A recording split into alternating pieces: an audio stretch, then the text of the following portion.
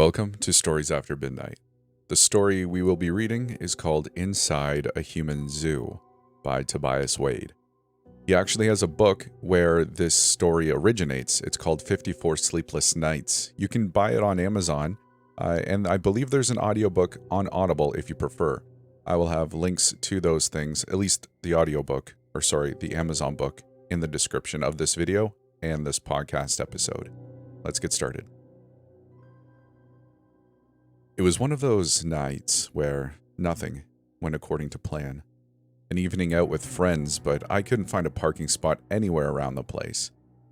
2 blocks down the street, then hustling through the chill, puffing breath like smoke. All that only to discover I'd shown up at the wrong place. Then back toward my car, the skin around my ears prickled and numb. Feeling like an idiot, just in time to see the parking enforcer glide past me without a word, like a specter of death. Too far from the curb. I didn't even know they gave tickets for that, but I was already so late. I couldn't let that bother me as I raced through the dark neighborhoods for a shortcut. Not until I slammed to a stop in front of construction work closing off the road. I remember thinking how this night couldn't get any worse as I pulled a sharp U-turn, but that was before a loud pop and a lurch nearly spun me off the road. I was out on the street, ready to fight whatever hit me, whether it was a tree or a sign or a mailbox or a man. Then I found it. A power drill that one of the workers had left by the side of the road. The drill bit was lodged securely in my tire, which, like my hopes of meeting with my friends, deflated before my eyes. It was one of those nights where everyone was the worst, and everything was everyone's fault but mine. The kind of night where the lights seemed half as bright as they ought to, and the wind carried whispers of forgotten names. The kind of night not to talk to strangers. "Fat tire, huh?" asked the fattest man I had ever seen in my life. I don't know where he could have come from for me to have not seen him, but now I could hardly see anything else. The segments of his legs overlapped each other in great wads, his bulk swinging sluggishly to catch up beneath his baggy shirt. I bit my tongue to avoid lashing my frustration on this hapless bystander, fumbling with the trunk, checking for my spare tire that I knew wasn't there. "You want some help with that?" I could hear his weight even when I wasn't looking at him. Every word seemed swollen somehow, as though they could barely crawl over his blubbery lips. I looked him up and down, my expression intending to convey that he was doing enough, just getting one foot in front of the other. He must have gotten the idea, because he dismissively waved a hand like a passing manatee. "Bah! You don't know. At least pull it off the road. We don't want to draw too much attention to ourselves tonight, eh?" "Who is this? A friend of yours, Sebastian?" A second voice, speaking in clipped tones. This man might as well have been a parody of the other, for he was so terribly thin that I could clearly make out his knuckle bones beneath his skin. Sharply inward-drawn cheeks, eyes sunken into their sockets, and a curly knot of brown hair on his head. "Never mind about his car. We're going to be late," the thin man continued. "It won't be in anyone's way while the road is closed." A long, thin hand caught me by the back of my shirt as I tried to get back in my car. I wrestled away from him, and he snorted in amusement. "No skin off my back. Here, hold on to your own ticket." Then turning sharply from me, "Sebastian! Wait for us, Sebastian!" Oh, I do wish I'd brought a camera. I stared down at the ticket in my hand, with its elegant handwritten note glittering in gold ink. "The Human Zoo admits one, every flavor of human." The night wasn't going according to plan, but why let it be a complete waste? Curiosity can race twice way around ahead before better judgment has a chance to put on its shoes. I never exactly made the decision to follow him, but neither did I stop once I realized what I was doing. It wasn't difficult to catch up with the fat man who was plodding his way down the sidewalk. By that point, they both seemed to think that I was here with the other one. Neither of them paid me much attention as they approached an iron gate which protected a strange and crooked house. The planks of wood bent and splintered as they struggled to support the slouching building, and in place of electric lights, spluttering burning oil lanterns enclosed in twisted iron, the thin man produced a key to the gate. Moments later, he He was knocking upon what once might have been a bright green door, though it was now peeling and faded into a ghastly shade. The Human Zoo in small golden letters above the door.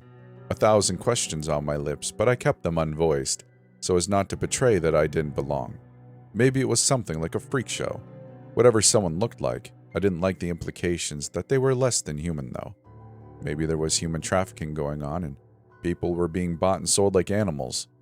Or were the series of unfortunate events of the night making me paranoid? And there was a much more innocent explanation. All I knew is that I had to take a peek or be left wondering forever what I might have seen.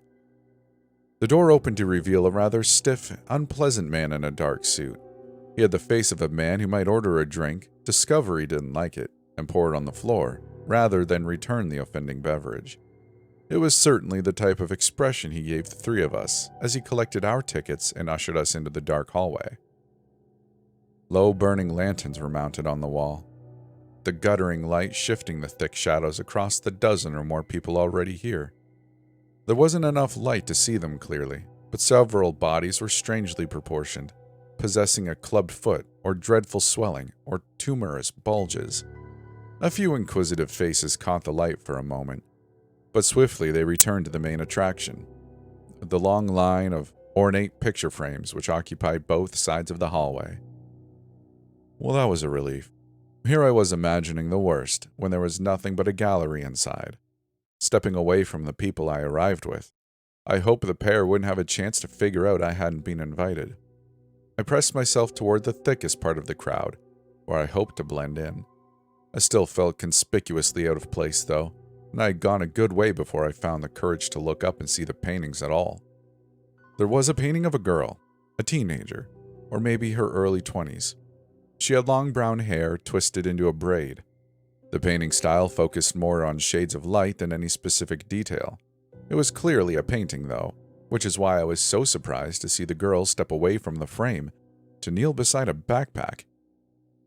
She proceeded to withdraw a small stack of books and set them upon her bed. I turned to look at the painting on my other side and found myself face to face with a middle-aged woman. The viewpoint was fixed and I could only see her from the back. That was enough to tell she was in the kitchen, silently chopping something with a knife. I waited a minute to see if she would turn and face me, but she showed no realization that she was being watched. Oh, that's more like it," croaked an elderly man. Several other people crowded around the painting he stood before. Sarah Berkeley, 242 South Culver Street. I didn't know she was expecting company. My eyes caught on the bronze plaque below the painting of the cooking woman.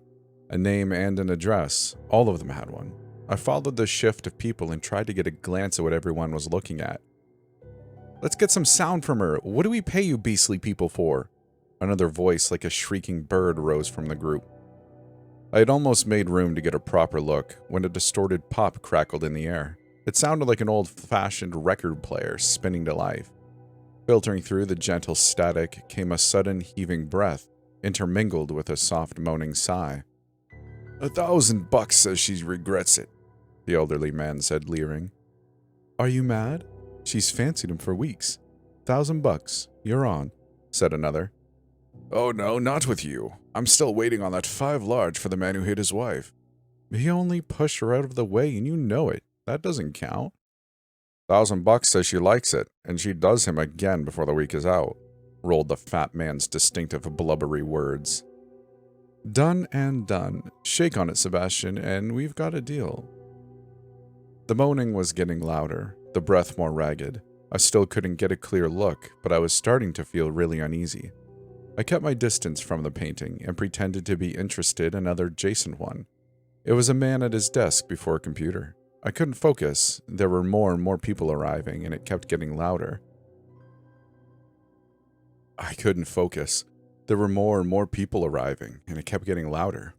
"Look over here. We've got one crying." "Pretty little thing.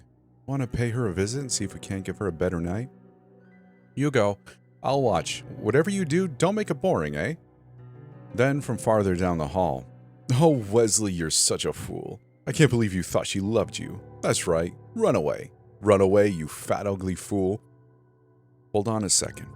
Everyone quiet. The distorted echo of those words were repeated from the darkness. I thought so. One of the animals has found its way into the gallery. Look, you can see the windows behind him. Then the voice said my name, and then my address. I slipped back toward the door as unobtrusively as I could, but I was the only one moving. One pair at a time, the eyes of the patrons shimmering in the flickering light as they turned toward me. Then I was running out the door, the gasp, cold air flooding my lungs as though I'd been drowning. Pick him up after he falls asleep. Those were the last words before I heard the door close behind me. I know you weren't supposed to drive on a flat tire, but the rumbling protest of my car was nothing beside the silent screaming between my ears. How can I go home knowing they're watching me? How can I ever know that I'm alone when they know where I am? And how can they even call that a human zoo when they are nothing but animals themselves? That's the end of the story. I really hope you enjoyed it. If you did, consider picking yourself up a copy of the book off Amazon. I'm sure the author would definitely enjoy it, and so would I, because, we try to work together here. I hope you are having a good day, and a huge shout out to my patrons for helping make this video possible. I really appreciate your generosity. If you'd like to come hang out with us and chat, we do have a Discord. It's pretty low-key. I think you'd enjoy it. With all that said, if you like the video, give it a like too. Maybe subscribe if you're feeling so inclined. If you're on the podcast, though, I don't know what you have to do there, but I'm assuming you can leave a comment one way or another, but I'd love to hear from you one way or the other. I hope you have a good day, and we'll see you in the next one.